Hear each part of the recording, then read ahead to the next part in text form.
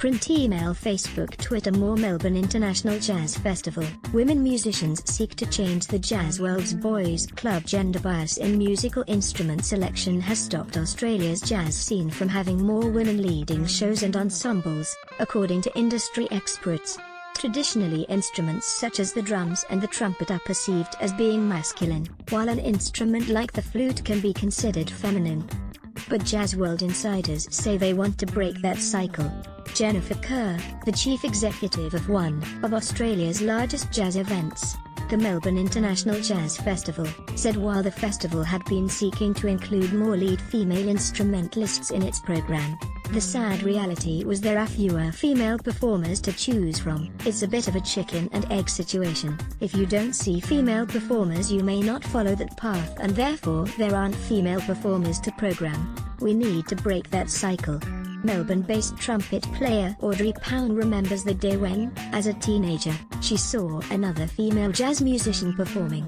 It made her believe that being a woman playing jazz was a legitimate career path. I was at Federation Square, in Melbourne, and I saw a female trombone player called Shannon Barnett, and it was like, oh, a girl that plays a brass instrument.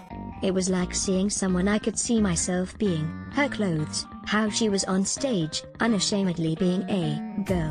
Ms. Pound said she used to think she had to be one of the boys to fit in, but is now blazing the trail for other young female jazz artists. At the end of my year, I was one of 3 graduating females at the Victorian College of the Arts. One was a vocalist and the other one was a guitarist. She said she experienced sexism in the industry when she was playing her first few gigs and was asked to wear certain clothing on stage. They'll want you to wear a specific outfit. I said yes a few times and it made me uncomfortable, and it wouldn't have made a difference to my career if I'd said no. You don't have to go far to see a female singer, but to see a female instrumentalist is quite rare, she said. Women in sexy dresses and guys in suits. Industry insiders say a key reason for the gender imbalance is that jazz was born in early 20th century America, the pre-civil rights era. As a rule, women didn't play jazz. They didn't go into jazz clubs. Half of them weren't allowed into jazz clubs because of their race or their gender.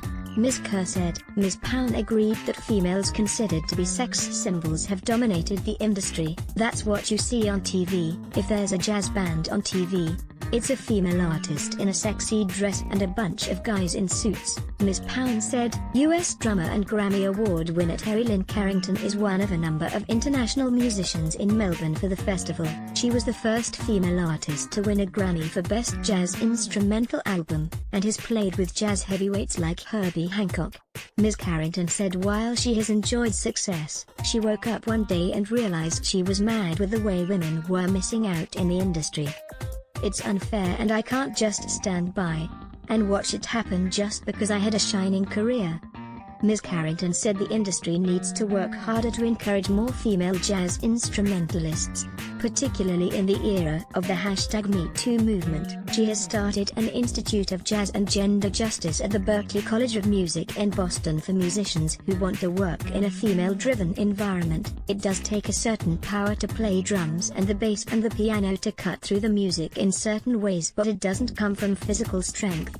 It comes from confidence and having ownership, and we need to mentor people, she said. Debate over quotas. Box office targets for female performers at the Melbourne International Jazz Festival are set lower than men. Ms. Kerr said the industry has not championed women enough and, as a result, some female performers have a lower commercial profile than their male counterparts. Recording labels are not necessarily picking up the artists who are therefore not building the audiences who are therefore not attracting audiences at a festival environment.